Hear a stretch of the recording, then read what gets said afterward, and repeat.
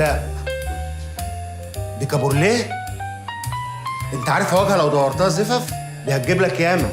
عارف لو بطلت تقترح اعتقد ربنا هيكرمنا ان شاء الله، ولا ايه؟ يا عم ريح ريح. اتفضلوا اتفضلوا.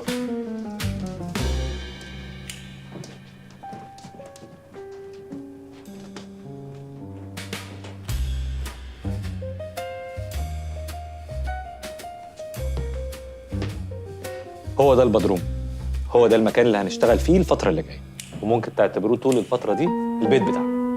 ده كده البدروم؟ مش بقول لك انا قاعد.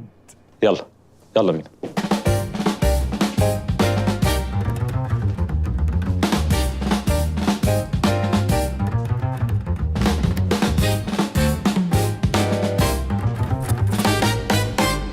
يلا بقى ولا ايه؟ عايزين نشتغل. استاهل يا وجه الخزنه دي فضل. ما هو احنا بقى المفروض نملاها. ادونا اسبوع او 9 ايام بالظبط وانا املاها لكم. بسم الله ما شاء الله، حرامي ودقيق. بس ما تقولش دقيق. كنت نفعت نفسك يا أستاذ سيد.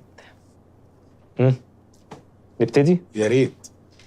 ربنا يستر. هم دول العصابة، هم دول اللي سرقوا كل حاجة. جاسر رضوان، هاشم الفحام، وياسمين النشرتي. ومين ده؟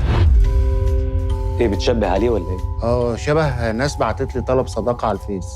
ده اللهو الخفي، الشريك المجهول اللي سرق نص الفلوس تقريبا. وانت بقى عرفت كل واحد فيهم خد كام بالظبط؟ بالجنيه. عرفت ازاي؟ جاسر رضوان هو المحاسب الرئيسي للشركة. بعد ما الشركة انهارت، جاسر فتح معرض عربيات، ومن خلال موظف في الجمارك عرفت انه استورد شحنة عربيات ودفع ثمنها كاش. اشترى بيت، فيلا صغيرة في الساحل، شال في البنك 15 مليون جنيه في حسابات صغيرة. إجمالي قيمة كل ده حوالي 50 مليون جنيه، بحسابات ساعتها 6 مليون و250 ألف دولار، ودول يعملوا لهم دلوقتي 300 مليون جنيه. هاشم الفحام كان المستشار القانوني للشركة. هاشم خبى نفسه كويس قوي، اشترى عقارات في زايد والتجمع باسم شركة اوف شور في قبرص، واشترى لوح ومخطوطات نادرة. ومن خلال واحد شغال في مكتب المحاسب بتاعه عرفت ان الشركة الاوف شور دي متسجلة بنفس عنوان مكتب البريد اللي هاشم بيبعت منه اوراق. ولما مشيت ورا حسابات الشركة لقيت ان في 150 مليون جنيه دخلوا قبل ما يشتري كل ده، ودول بحسابات ساعتها حوالي 18 مليون و750 ألف دولار، يعني 900 مليون جنيه.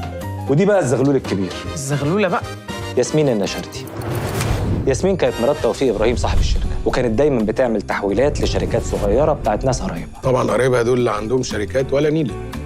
اللي لاحظته من بيانات البنك إن في رقم تليفون ثابت مرتبط بالعميل اللي